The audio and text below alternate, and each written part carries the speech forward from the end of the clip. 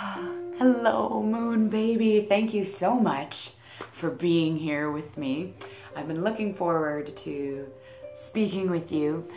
If you read my last newsletter, you'll know that I have moved house, which is part of the explanation for sort of the weird lighting and setup as we usually talk in the studio. I'm in my new living room right now and living in Boxopolis chaos right now. So I've been looking forward to our little moment of Zen together this week. And if you read the newsletter, there's a little story in there about an extra frazzled moment this week and about being shown love. And in experiencing that and receiving that, looking at myself and having to say honestly, would I be in the position to do the same for somebody else? How could I offer more of my heart? How could I offer more of my love to benefit both those around me and myself?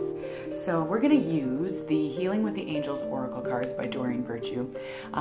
Those of you who know me or have hung around for a long time know I'm not super duper into angels. However, what I do like about this deck is it has very clear, concise messages, and a lot of the phrases on the cards are just emotions. They're emotionally related, and I thought that would be appropriate for talking about the heart.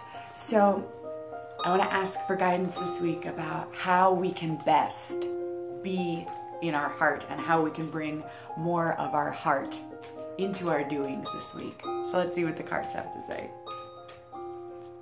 Okay, our card for this week is Trust. And we see her standing on the beach. There's some waves and a sun. Looks like a sun rising or setting in the background.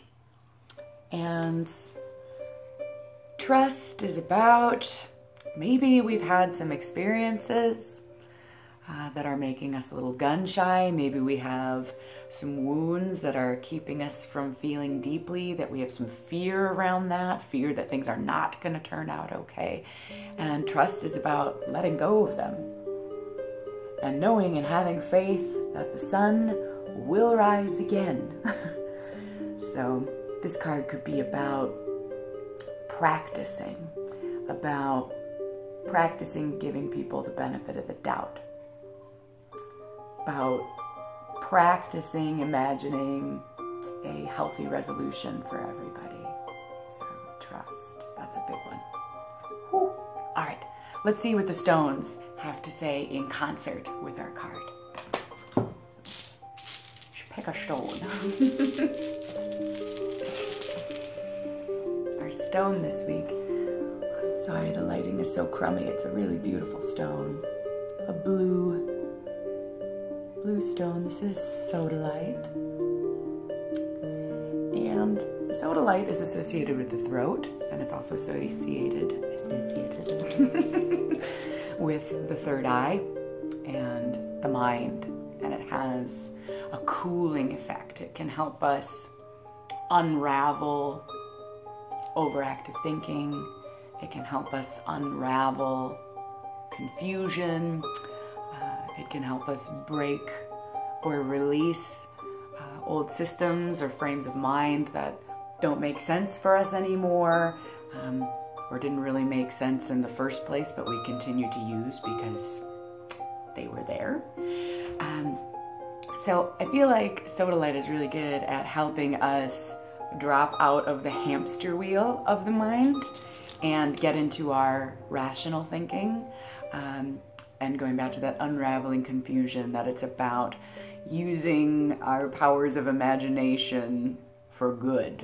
Because we know, especially if you're somebody who suffers from anxiety, that your imagination can work for you and your imagination can also work against you. So I feel like sodalite gives us the permission to drop for a moment from the craziness, from the anxiety, from that hamster loop, and into a more centered rational, slower place. Not tuning out what's real or what matters or trying to avert responsibilities, but you do have permission. You are allowed to take a break and get yourself together. So I feel like both of these together are really about tapping into the full potential, the power of our hearts by trusting, practicing trust that we can, that we will, that it'll be okay, that it's safe. And using our powers of imagination for good and really bring out our capability to be present and be with love. Thank you so much for being here. I really appreciate you watching these readings. I love making them for you. And until we speak again, hopefully in my new studio space, witch on, witch boldly, be well.